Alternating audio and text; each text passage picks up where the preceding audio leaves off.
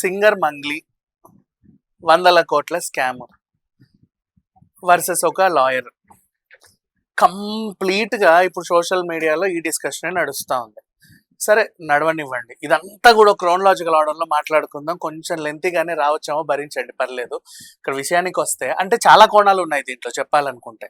First of all మనము core నుంచి వచ్చి తర్వాత కంప్లైంట్కి వద్దాం. మంగ్లీ లాంటి ఒక అమ్మాయి సాధారణ మనిషే, అంటే మన కళ్ళ ముందే సెలబ్రిటీ స్టేటస్ తెచ్చుకుంది. ఎప్పుడు అదే టీవీ9లో వచ్చింది, మన బంజారా గెటప్ వేసి ఒకటి రెండు సీన్స్ చేసేది. తర్వాత ఒక పాట పాడడం వల్ల అది బాగా పాపులర్ అవ్వడం వల్ల ఆ నోట ఈ నోట పడి ఆ సంగీత దర్శకుడు ఈ సంగీత దర్శకుడు ప్రోత్సాహం వల్ల వరుస పెట్టి పాటలు పాడుతా పాడుతా పాడుతా తెలంగాణ వాళ్ళందరూ కూడా మన సంస్కృతి మన సంప్రదాయం మన మంగిలి లాగా ఆవిడ్ని దగ్గర చేసుకున్నారు. అలాగలాగా రాజకీయ నాయకుల పాటలు పాడింది, సెలబ్రిటీ స్టేటస్ తెచ్చుకుంది, పెద్ద పెద్ద ఈవెంట్స్ చేసింది. అండ్ స్టార్ హీరోలందరి పాటల్లోనూ అంటే సినిమాల్లోనూ మంగ్లీ గొంతు వినిపిస్తే చాలా అబ్బా ఎంత బాగుందో అనే రేంజ్కి అయితే మంగ్లీ వచ్చింది. అది మనందరికి తెలిసిన విషయమే.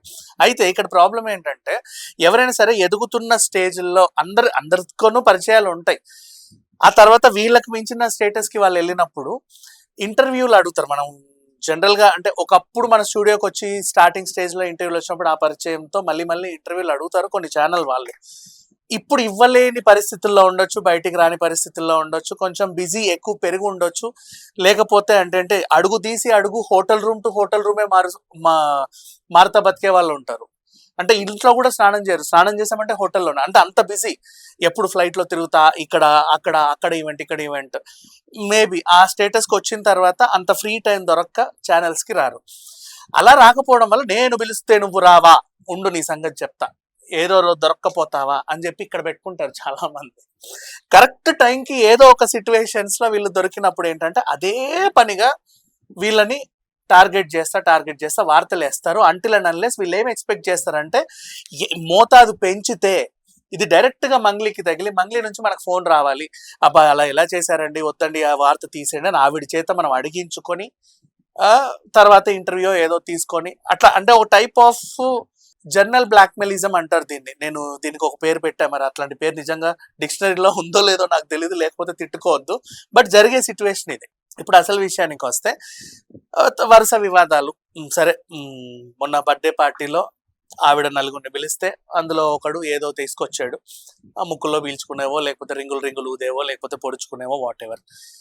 ఆ విషయంలో ఆయన దొరకాల్సి వచ్చింది. అసలు మంగ్లీయే ఈ పార్టీ ఆర్గనైజ్ చేసింది, మొత్తం మంగ్లీయే సప్లై చేసింది అనే లెవెల్లో వార్తలు రాశారు. ఎలా అయితే లాస్ట్ మన హేమని ఆల్మోస్ట్ అసలు అంటే 200 మందిలో హేమను మాత్రమే టార్గెట్ చేసి ఆవిడని ఆర్గనైజర్ని చేశారు, సేమ్ అలాగే మంగ్లీని కూడా టార్గెట్ చేసి వార్తలు రాశారు. సరే, ఆవిడ పట్టించుకోలేదు, తర్వాత ఎవరికి ఇంటర్వ్యూలు కూడా ఇవ్వలేదు, పోయింది ఓ రకంగా. అలా అబ్బా భలే మిస్ అయిందే, మళ్ళీ ఎప్పుడు దొరుకుద్దో అని చెప్పేసి చిన్న వివాదాలని కూడా పెద్ద చేసినవి కూడా ఉన్నాయి. నిజంగా పెద్ద వివాదాలు అయినప్పటికీ కూడా కొంతమంది పట్టించుకోకుండా వదిలేసిన దాఖలాలు కూడా ఉన్నాయి. ఇప్పుడు కాళహస్తి టెంపుల్లో డ్యాన్స్ అయినా నాట్ అలౌడ్ దగ్గరికి నీకు అలౌడ్ ఉందంటే అసలు ఎందుకు అలౌడ్ ఉంది అనే క్వశ్చన్స్ వస్తాయి కదా, అట్లాంటి సిచ్యువేషన్లు. సరే, అది రాజకీయ నాయకులు అండదండలో ఏవో వదిలేద్దాం. ప్రత్యక్షంగా మంగ్లీ ఎప్పుడైనా క్రైమ్ చేస్తే మనం మాట్లాడుకోవాలి. ఇప్పటిదాకా మాట్లాడినవన్నీ ఏంటంటే ఆవిడ చుట్టూరా ఉన్న వివాదాలు.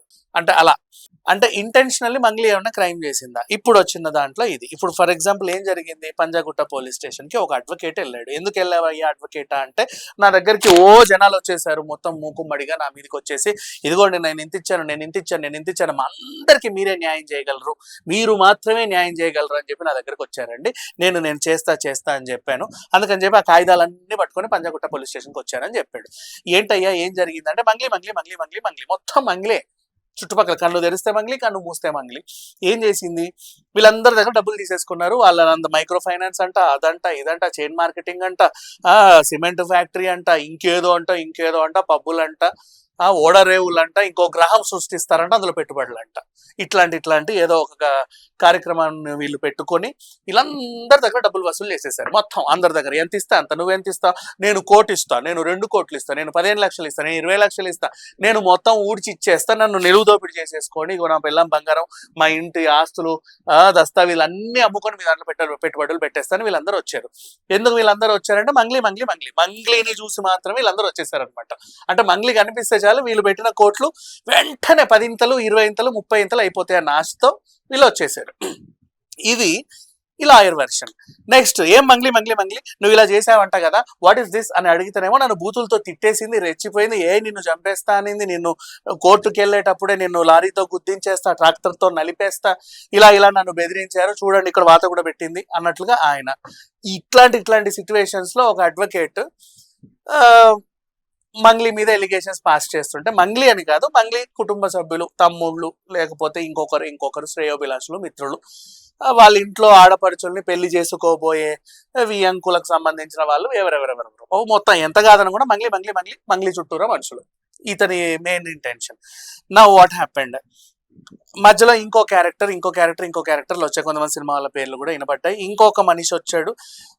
ఇంకో మనిషి వచ్చిన తర్వాత మాట్లాడుకుందాం. ఈ లోపు మంగ్లీ కూడా వెళ్ళి ఏం చేసింది, నార్సింగి పోలీస్ స్టేషన్ లో కంప్లైంట్ పెట్టింది. అలాగే పంజాగుట్ట పోలీస్ స్టేషన్కి వచ్చి ఇతని మీద ఎఫ్ఐఆర్ నమోదు చేసింది. నన్ను అనవసరంగా ఇందులోకి లాగుతున్నారండి, మమ్మల్ని మొత్తం డిఫేమ్ చేస్తున్నారు, అసలు అక్కడ నోట్ల కట్టలు లెక్క పెడుతున్నట్లుగా ఒక వీడియో వచ్చింది, ఆ ముఖానికి ఈ ముఖానికి అసలు సంబంధం లేదు చూడండి, నేను చాలా జెన్యూన్, నేను మీలో నుంచే వచ్చాను, మీ వల్లే నేను, నా వల్లే మీరు అన్నట్లుగా మన అనుబంధం కొనసాగింది, సడన్ గా నన్ను ఎందుకు ఇలా టార్గెట్ చేస్తున్నారు అనుకుంటూ ఆవిడ వెర్షన్ ఆవిడేదో చెప్పుకొచ్చింది.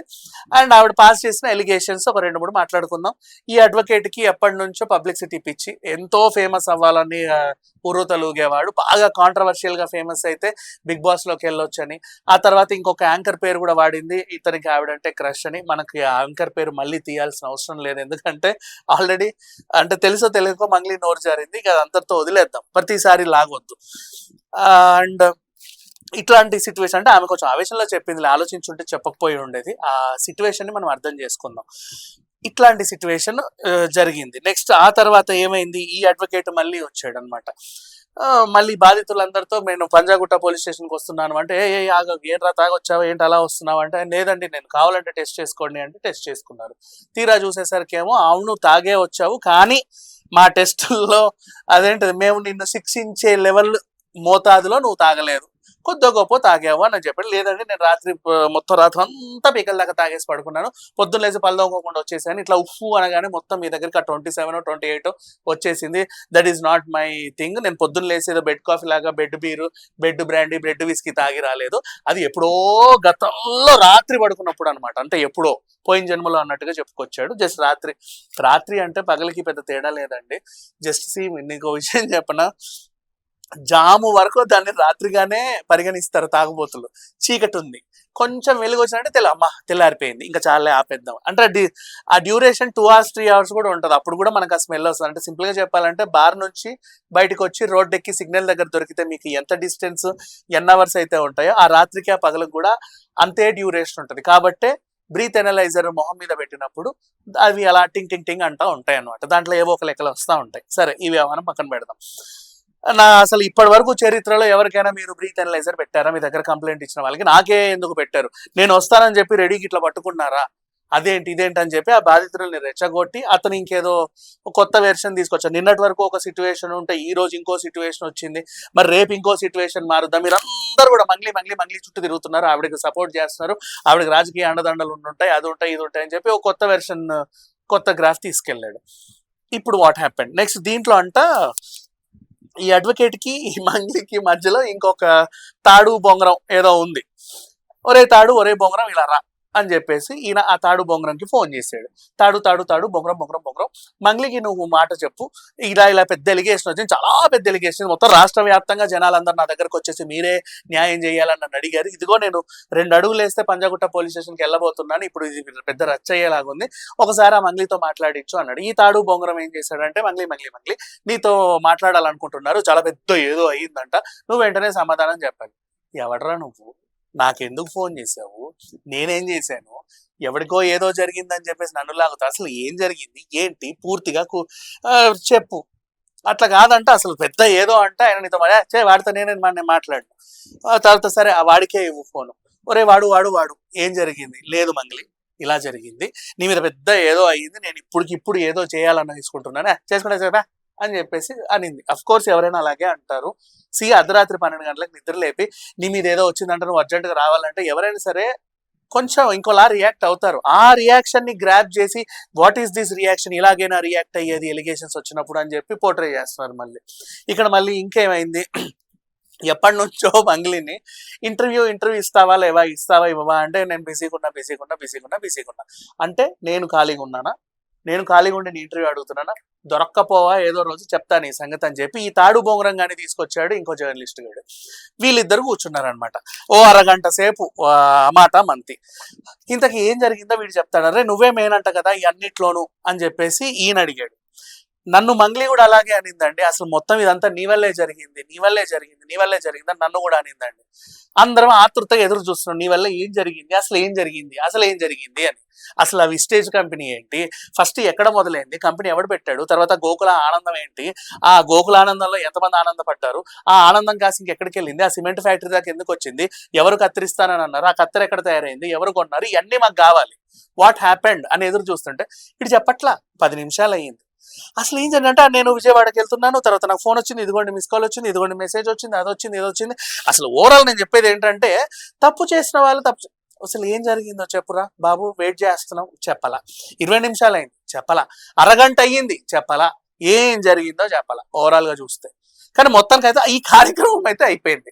నెక్స్ట్ ఈ సోకాళ్ళు జర్నలిస్ట్ ఈ బాధితులకు అండగా నేనుంటాను, ఏ మంగ్లీ రా రా రా రా రా చూడు ఇతనికి వీళ్ళందరూ చెమటోడ్చి ఆస్తులమ్మి ఇడ్లీ తినడానికి కూడా డబ్బులు లేక ఇలా ఉంటే నేనే వెళ్ళి జ్యూస్ ఇచ్చేసి వీళ్ళకి ఎనర్జీ నింపి వీళ్ళందరినీ ఇక్కడికి తీసుకొచ్చాను, వీళ్ళకి అండగా నేనుంటానని చెప్పి వాడు. అసలు ఏం జరుగుతుంది ఇక్కడ? సరే ఓవరాల్ సినారియో ఇప్పటి వరకు జరిగిందంతా చూశారు కదా. Now come to the point, practical what అనేది మాట్లాడుకుందాం. బాధితులే చెప్తున్నారు, బాధితులు అనబడే ఈ జనాలు చెబుతున్నారు, ఇంకా వాళ్ళ బాధితులు కాదు మనకు తేలలేదు. కేసు పోలీస్ స్టేషన్ లో నడుస్తుంది, 2 ఎఫ్ఐఆర్లు నమోదైనాయి. ఎఫ్ఐఆర్ అంటే అది ఫైనల్ డెసిషన్ కాదు బాబు, ఫస్ట్ ఇన్ఫర్మేషన్ మాత్రమే. నువ్వు వెళ్తే నీ ఎఫ్ఐఆర్ ఉంటుంది, నేను వెళ్తే నా ఎఫ్ఐఆర్ ఉంటుంది. సో ఫస్ట్ ఇన్ఫర్మేషన్ అది ఫైనల్ కాపీ కాదు. ఛార్జ్ షీట్ 90 రోజులకు వస్తుంది, అప్పటిదాకా కొంచెం తట్టుకోండి అంతే. ఈ లోపు ఏం జరిగింది అది పోలీసులు తేలుస్తారు. ఇక్కడ పరస్పరం వీళ్ళు ఒకరి మీద ఒకరు నిందలు వేసుకుంటారు, అది వాళ్ళ ఇష్టం, వేసుకోనివ్వండి హ్యాపీగా. తర్వాత ఈ బాధితులు చెప్తున్నారు, సారీ మళ్ళీ నేను బాధితులు అంటారు, నాకు ఎందుకో నోటికి అదే వచ్చేసింది, ఇంకా అంత పోర్ట్రే చేశాడు మన జర్నలిస్ట్. ఈ వచ్చిన వాళ్ళు ఎవరైతే డబ్బులు పెట్టాము అని చెప్పి, ఎవరైతే మేము డబ్బులు మోసపోయామని అనుకుంటున్నాము అని చెప్పిన జనాలు ఎవరైతే ఉన్నారో వీళ్ళు ప్రత్యక్షంగా ఎప్పుడు మంగ్లీని చూడలేదు, పరోక్షంగా కూడా ఎప్పుడు మంగ్లీని చూడలేదు. పరోక్షంగా అంటే టీవీలో చూసుంటారు, పరోక్షంగా ఎలా చూడలేదు అని మళ్ళీ అడగొద్దు. అంటే ఈ వ్యవహారంలో అంటే అట్లీస్ట్ ఆ రూమ్ లో మంగ్లీ కనిపిస్తుంది, చూడండి ఆ డబ్బులు ఇచ్చేయండి అంటే ఆ రకంగా ఎవరు అనలా. అంటే అసలు మంగ్లీకి మేము ఇచ్చామని వీళ్ళు చెప్పలా, తీసుకున్నామని ఆమెను చెప్పాల. సరే తీసుకున్న వాళ్ళు చెప్పరులే అనుకున్నా కూడా ఏ యాంగిల్లో చూసినా ఇక్కడ ఒక స్కామ్ జరిగింది అంటున్నారు కదా, ఆ జరిగింది అనే అటువంటి స్కామ్ లో ఎక్కడ కూడా మంగ్లీ ఇన్వాల్వ్మెంట్ అనేది లేదా స్పష్టంగా అందరికి అర్థమవుతుంది కదా. అంటే ఆమె పేరు చెప్పి ఎవరైనా ఏదైనా చేశారేమో అది నెక్స్ట్ పోలీస్ స్టేషన్ లో తేలుతుంది. ఇప్పుడు ఎవరైనా సరే ఒక సెలబ్రిటీ ఉన్నాడు అంటే, లేదా ఒక ఎమ్మెల్యే ఉన్నాడు అంటే ఎమ్మెల్యే పేరు చెప్పి వాళ్ళ బావమరుదులు, లేకపోతే ఎంపీ పేరు చెప్పి వాళ్ళ ఇంకెవరు పేరు చెప్పి ఇంకెవరో ఏంటన్నా మా అన్న తెలుసా నీకు అని చెప్పేసి ఇంకొంతమంది ఇట్లా చిన్న స్కామ్లో లేకపోతే డబ్బులు వసూలు చేసిన దాఖలాలు మనం బోల్డ్ అని చూసాం, సినిమాల్లోనూ చూసాం, బయట కూడా చూసాం. మేబీ ఇక్కడ కూడా మంగ్లీ బాగా ఫేమస్ అని చెప్పేసి ఆమె పేరు అడ్డం పెట్టుకోనో ఆవిడ పేరు యూజ్ చేసుకొని ఎవరైనా ఏదైనా చేశారేమో అది కూడా ఇంకా ఎవరికి తెలియదు. కాకపోతే లేదండి నాకు వాళ్ళ పేర్లు చెప్తేనే అసలు మొత్తం మేము మంగ్లీని ఇట్లా కళ్ళ ముందు చూస్తేనే డబ్బులు తెచ్చి అక్కడ పెట్టేశామండి అని వీళ్ళైతే చెప్పేస్తున్నారు. కానీ ఎక్కడ కూడా ప్రత్యక్షంగా కానీ పరోక్షంగా కానీ మంగ్లీ ఇన్వాల్వ్మెంట్ అయితే దీంట్లో లేదా స్పష్టంగా అర్థమవుతుంది. మరి ఈ జర్నలిస్ట్ కానీ ఇంకా జర్నలిస్టులు కానీ ఇంకా మిగతా ఎవరైనా కానీ పంజాగుట్ట పోలీస్ స్టేషన్ ముందు కానీ ఆ అడ్వకేట్ కానీ ఎందుకు అంటే మంగ్లీ పేరు తీస్తున్నారు? నెక్స్ట్ వీళ్ళు ఇంటర్వ్యూలు చేసే ఆ మిగతా మనుషులు ఎవరైతే వాళ్ళు ఎందుకు మంగ్లీ పేరు తీస్తున్నారు? ఇది ఒక్కటి ఆలోచించండి, అంతమించి ఇంకేం చెప్పాల్సిన అవసరం లేదు. అంటే మేబీ ఏదైనా జరుగుండొచ్చేమో పొరపాటు, మైక్రో ఫైనాన్స్ అనో లేకపోతే చైన్ మార్కెటింగ్ సిస్టమ్ అనో, ఇంత పెడితే అంత ఇస్తాం అంత పెడితే ఇంత ఇస్తామనో ఇట్లా చాలా మంది చాలా రకాలుగా చెప్పొచ్చు మార్కెట్లో. అలా చెప్పిన వాళ్ళు ఉంటారు, చెప్పి డబ్బులు వసూలు చేసే వాళ్ళు కూడా ఉంటారు. వీళ్ళ మీద నమ్మకం కలగడానికి ఎవరితో పెద్దవాళ్ళ పేర్లు అంటే వాళ్ళకి తెలిసిన వాళ్ళ పేర్లు చెప్తారు. వీళ్ళు నమ్మడానికి వాళ్ళతో వీళ్ళు కలిసి ఉన్న ఫోటోలు, ఇక చూడు మే మేమిద్దరం కలిసి ఇటు వెళ్ళాం, వాళ్ళ ఇంట్లో నేను తింటున్నా, మా ఇంటికి ఒకసారి వచ్చింది, ఇలాంటివన్నీ చూపించుకొని ఏమన్నా జరుగుండొచ్చు. అది కూడా జరిగిందో లేదో ఇప్పటిదాకా ఏం తెలియదు. కాకపోతే మేము బాధితులము, డబ్బులు పెట్టాము అనబడ్డ కొంతమంది వ్యక్తులు అయితే కొంచెం హడావిడి చేస్తున్నారు. వీళ్ళు ఎంచుకున్న అడ్వకేట్ మంగ్లీకి ఆల్రెడీ పాత పరిచయం ఉన్నవాడు కావడం, వాడికేమో అసలు ఈ తరహా లాంటి ఇన్వాల్వ్మెంట్ లోనే తలదూర్చి ఫేమస్ అవ్వాలనుకుంటున్నాడు అనే ఒక ఎలిగేషన్ ఉండడం, ఇట్లాంటివన్నిటితో ఒక హంగామా అయితే బయట నడుస్తూ ఉంది. బట్ ఒకటి మాత్రం గుర్తుపెట్టుకోండి, ఇదే నిజం. ఇంకా చెప్పాలి అంటే మంగ్లీ ఎవరి దగ్గర డబ్బులు తీసుకోలేదు, నా పేరు చెప్పి డబ్బులు వసూలు చేయండి అని కూడా ఎవరికి చెప్పలేదు. అండ్ వీళ్ళు కూడా మంగ్లీ తీసుకోండి డబ్బులు ఇవ్వలేదు, మంగ్లీ పేరు చెప్పి కూడా వీళ్ళు మోస్ట్లీ ఇవ్వలేదు యాక్చువల్గా. కాకపోతే ఎప్పుడైనా మేము మోసపోయాము అని తెలుసుకుంటారు, ఏదైనా కంపెనీ బోర్డు దివాలా తీసింది అనుకుందాం ఫర్ ఎగ్జాంపుల్, ఎవరైతే దానికి ప్రకటనదారుడు ఉంటారో, మనం చూసాం రీసెంట్ గా సుమ గారిని చూసాము, మహేష్ బాబు గారిని చూసాము, వీళ్ళ మొహాలు చూసాము, మేము రియల్ ఎస్టేట్ కంపెనీలో పెట్టుబడులు పెట్టాం, ఇప్పుడు వాళ్ళు బోర్డులు ఎత్తేసారు, వీళ్ళే మాకు సమాధానం చెప్పాలి అని చెప్పేసి అనేవాళ్ళు ఉంటారు. సరే, కొంతమంది అమాయకులు నమ్మి కూడా కొంత సోషల్ మీడియా ఇన్ఫ్లుయెన్స్ చూసి కూడా పెట్టుండొచ్చేమో.